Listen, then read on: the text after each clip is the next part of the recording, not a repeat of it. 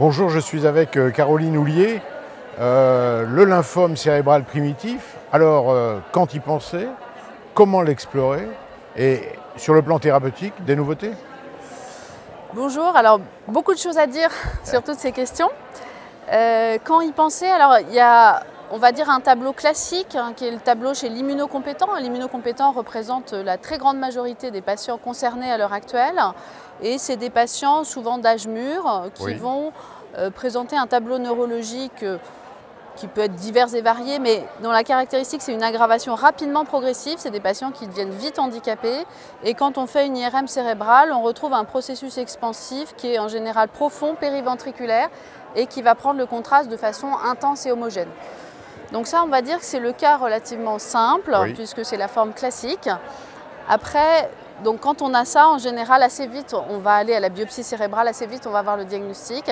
Après, il peut y avoir des formes plus compliquées, des formes qui ne prennent pas le contraste, des formes qui ne prennent pas le contraste de façon homogène.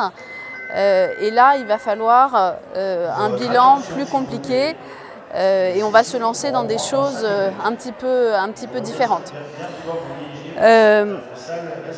L'autre domaine, c'est le lymphome de l'immunodéprimé, où là, les lésions sont très différentes des lésions de l'immunocompétent. Alors, c'est plus rare, le lymphome de l'immunodéprimé, mais voilà, c'est un cas de figure qu'on voit. La fréquence, à peu près?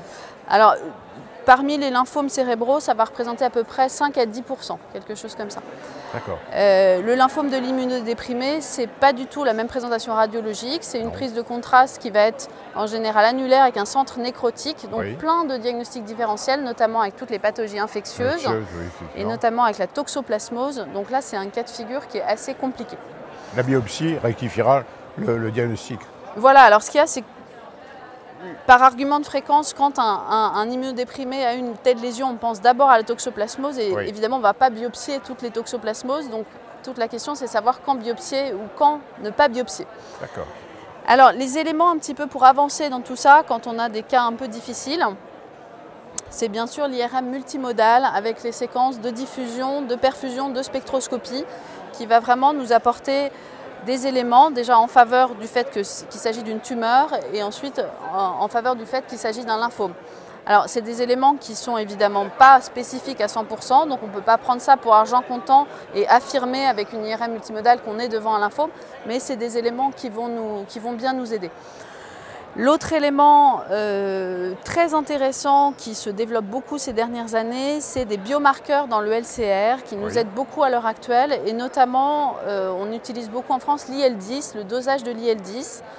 Une élévation de l'IL10 a une très bonne spécificité, une sensibilité probablement un peu moins bonne, mais une très bonne spécificité pour le diagnostic de lymphome cérébral. Donc dans toutes les formes difficiles, faire la ponction lombaire et faire ce dosage de l'IL10, ça va vraiment nous orienter. Quand l'IL10 est élevé, ça va vraiment nous orienter vers ce diagnostic et nous pousser à la biopsie. Donc finalement, demander des séquences particulières dans des cas particuliers IRM et puis penser donc sur le plan biologique à faire cette recherche d'ITL. L'autre élément, c'est qu'il y a une association entre lymphome cérébral et lymphome oculaire. Donc c'est aussi un élément qu'on peut rechercher.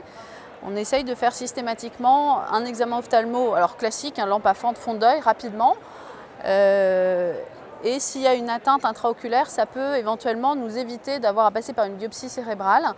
On fait une vitrectomie dans ces cas-là et on peut avoir le diagnostic comme ça. Sur le plan thérapeutique?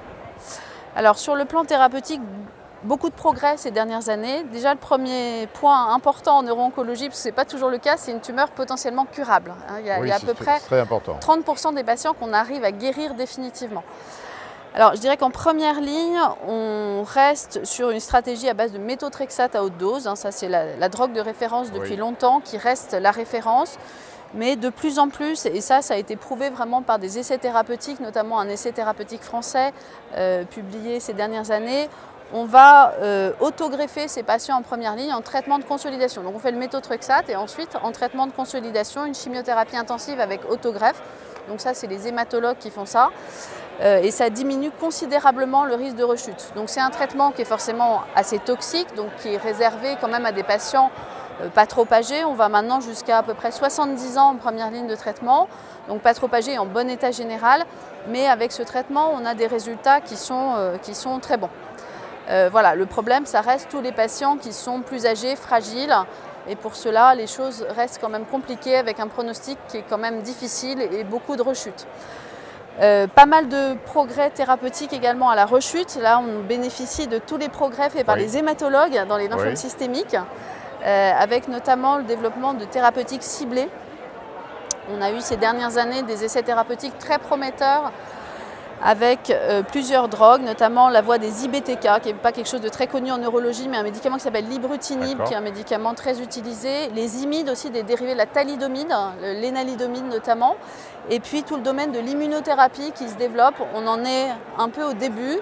Il y a eu des essais thérapeutiques avec les anti-PD1 qui sont pour l'instant plutôt un peu décevants. Et puis il y a toute l'ère des CAR-T-cells qui est vraiment le traitement en explosion en hématologie, avec une publication française récemment sur une dizaine de patients en rechute qui ont reçu ce traitement avec des résultats prometteurs. Donc beaucoup de nouveautés. Beaucoup de nouveautés. Et beaucoup d'espoir et surtout penser effectivement, faire le diagnostic rapidement parce que comme vous le disiez, quand même le pronostic est vraiment peut être bon dans 30% des cas, donc c'est quand même c'est ça. Et puis comme c'est une maladie qui se développe très rapidement, on a vraiment intérêt à traiter vite les patients parce que sinon ils arrivent dans nos services, quand ils sont hémiplégiques, complètement confus, le traitement va être beaucoup plus compliqué que quand ils sont en bonne forme. Eh bien, merci infiniment pour cette mise au point. Merci à vous.